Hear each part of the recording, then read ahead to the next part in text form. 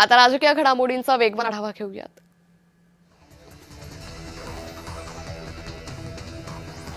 पक्षात कुणीही अस्वस्थ नाही अशी प्रतिक्रिया आमदार संदीप क्षीरसागर यांनी दिली आहे। पवार साहेब असताना अस्वस्थ राहण्याची काळजीच नाही असं क्षीरसागर म्हणाले।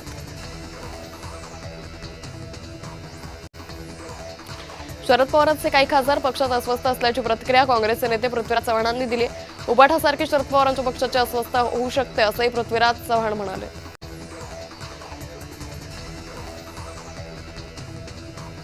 B2 करातून 813 मिळकतींना मोठा दिलासा मिळाला। या संदर्भातली घोषणा महसूल मंत्री चंद्रशेखर बावनकुळे यांनी विधानसभेत केली।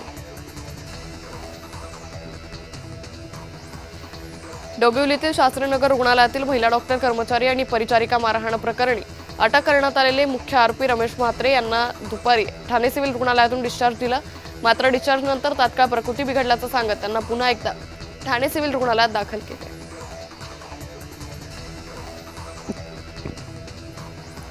पृथ्वीराज चव्हाणांनी शरद पवारांच्या राष्ट्रवादीवर केलेल्या वक्तव्यावरून आमदार जितेंद्र आव्हाड आक्रमक झालेत। घरात बसलेल्या पृथ्वीराज चव्हाण यांना कुठून माहिती मिळते, काय माहिती असा टोला आव्हाडांनी लगावलाय।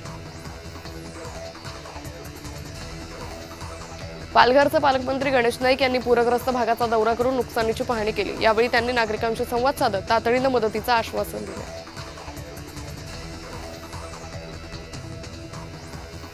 समान नागरी कायद्यासंदर्भात अंमलबजावणीसाठी समिती स्थापन करण्यात आली आहे। सर्वोच्च न्यायालयाच्या माजी न्यायमूर्ती रंजना देसाई यांच्या अध्यक्षतेखाली 7 जणांची समिती तयार करण्यात आली आहे।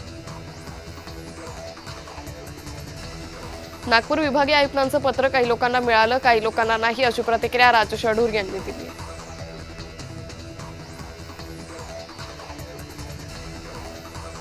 काँग्रेस आमदार विजय वडेट्टीवार यांनी आरटीओच्या संदर्भात टीका केली आहे। भ्रष्ट अधिकाऱ्यांची बदली करा, नाहीतर त्यांना सक्तीच्या रजेवर पाठवा असं वडेट्टीवार म्हणाले।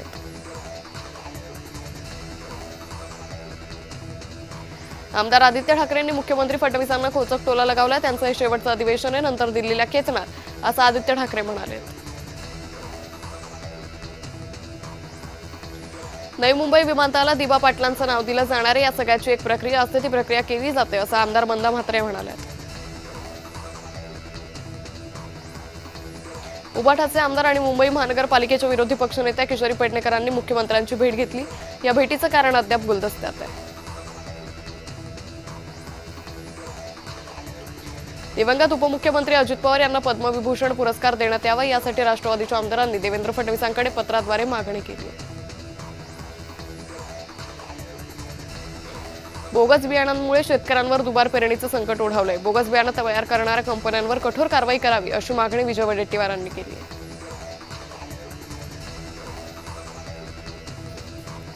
बियाणं कायद्यानुसार बोगस बियाणं तयार करणाऱ्या कंपन्यांवर कारवाई केली जाईल आणि त्यांचे परवानेही रद्द करण्यात येतील असं वक्तव्य कृषी मंत्री दत्तात्रय भरणे यांनी केलंय।